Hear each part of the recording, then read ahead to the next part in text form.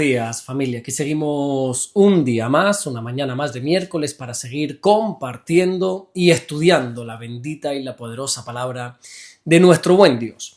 Hoy nos vamos a detener en el penúltimo versículo de este capítulo 25. Qué tremendo cómo está pasando el tiempo. Parece que fue ayer que empezábamos estos dos capítulos donde nosotros conocemos como el sermón profético de Jesús, el último mensaje de Jesús, donde se nos habla de los últimos tiempos, de lo que ha de acontecer en los últimos tiempos, y ya hoy estamos tratando el penúltimo versículo, que dice así, Mateo capítulo 25, versículo 45, dice: entonces les responderá diciendo, de cierto os digo, que en cuanto no lo hicisteis a uno de estos más pequeños, tampoco a mí me lo hicisteis.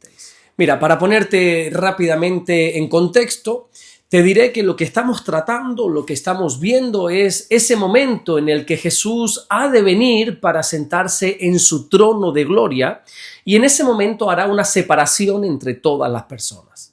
Al lado derecho va a poner a los justos, y al lado izquierdo a los injustos. Y hemos visto cómo estar en un lado o en otro tiene que ver únicamente con la gracia de Dios. Ya hemos repetido prácticamente en todos los mensajes, en todos los devocionales, las palabras del apóstol Pablo cuando escribiendo a los Efesios, allí en el capítulo 2 y en el versículo 8, nos dice que por gracia somos salvos, no por obras, para que nadie se gloríe. Pero también hemos estado viendo y aprendiendo cómo la salvación que se recibe por gracia después se manifiesta con obras. Es decir, es totalmente imposible que una persona que verdaderamente haya recibido la salvación por gracia no responda ante semejante salvación con obras hacia el Señor. Y en este versículo lo que vemos es cómo Jesús les dice a los que fueron puestos a la izquierda que como ellos no le dieron de comer al hambriento, que como tampoco le dieron de beber al sediento y que tampoco recogieron al forastero y que tampoco le pusieron ropa, le dieron de vestir al que estaba desnudo, ni que tan siquiera visitaron a los que estaban presos o a los que estaban enfermos, Jesús les recuerda que realmente es a Él a quien no le han prestado ese servicio. Oye, y esto es algo que no deja de impresionarme. Porque aquí lo que el Señor está mostrando es que Él se toma de una manera muy personal lo que hacemos o dejamos de hacer con otras personas. El Señor está tan unido a su pueblo que considera que el trato hacia el pueblo es un trato hacia Él mismo. Mira, recordemos que unos 700 años antes de Cristo, Isaías ya profetizó que cuando naciera Jesús, él dijo en el capítulo 7, versículo 14, que el Señor sería llamado Emmanuel. Y Emmanuel significa Dios con nosotros.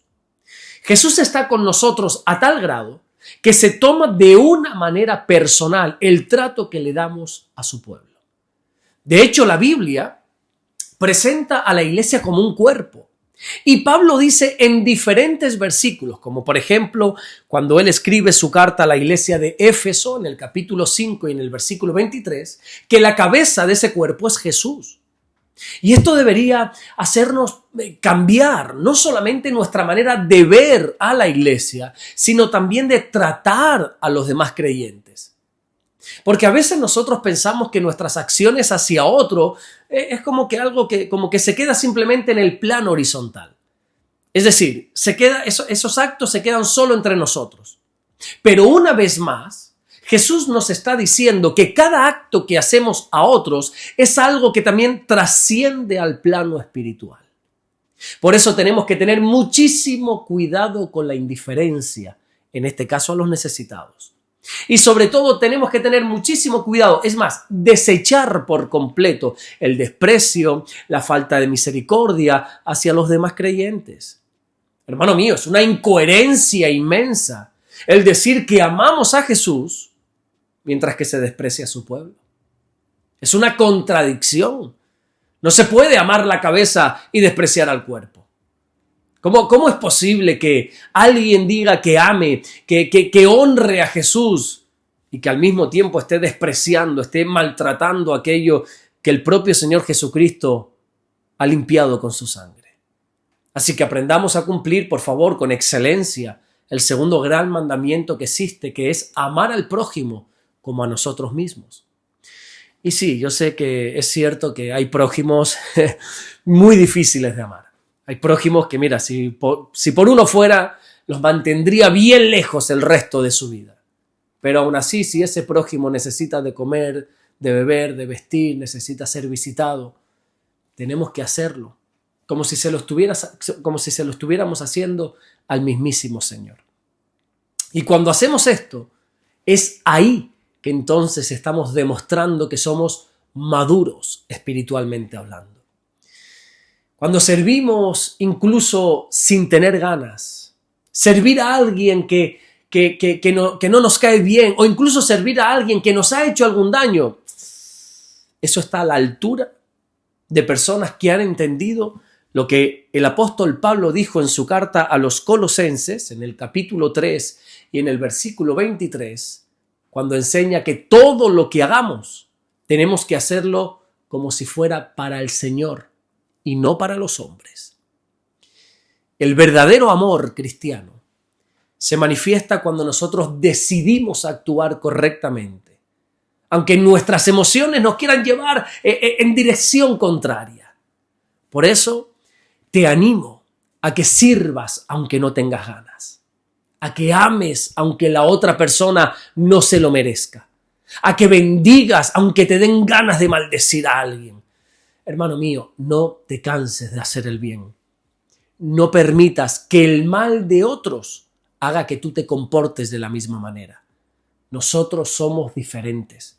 Nosotros somos, como dice el apóstol Pedro cuando escribió su primera carta, allí en el capítulo 2 y en el versículo 9, estas palabras tan hermosas que dice que nosotros somos linaje escogido, somos real sacerdocio, nosotros somos una nación santa, somos un pueblo adquirido por Dios.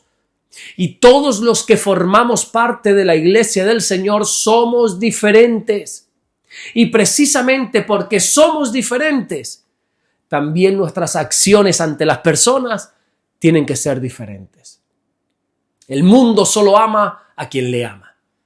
En el mundo solamente se ayuda a alguien cuando sabemos que vamos a recibir algo a cambio.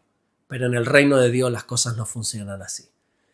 En el reino de Dios, o el reino de Dios, mejor dicho, se caracteriza porque siempre respondemos con amor donde otros quizás responderían con odio.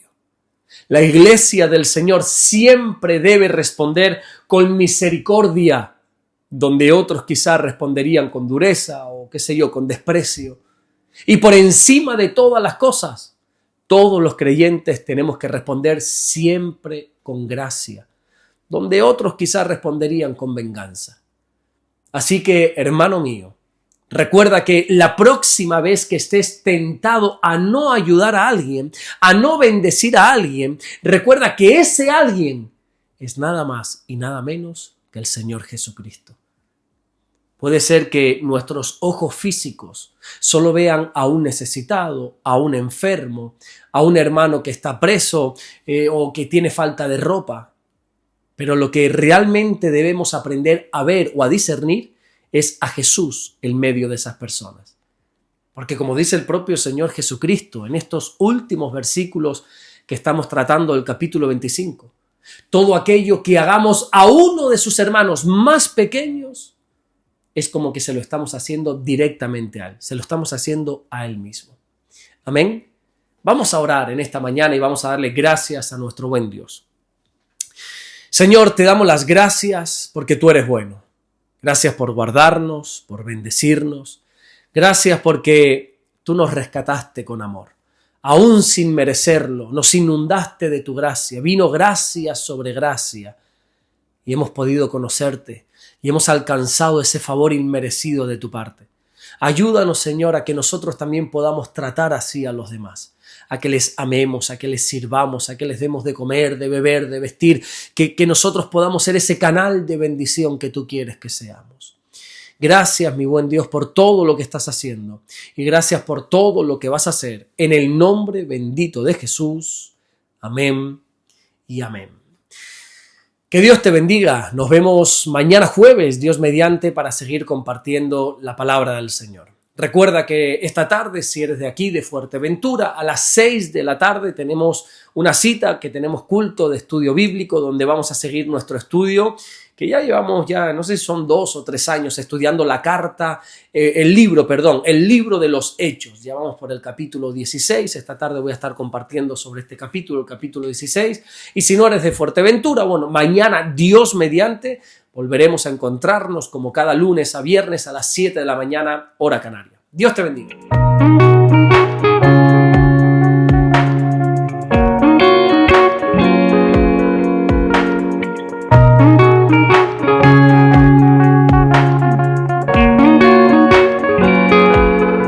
Descubre Caminando en Amor y Verdad del pastor Alberto Ares. 50 lecciones prácticas para tu vida diaria, basada en las cartas del apóstol Juan. Aprende a caminar en luz y enfrentar el pecado y fortalecer tu fe con un lenguaje cercano y real. Consíguelo hoy mismo en Amazon.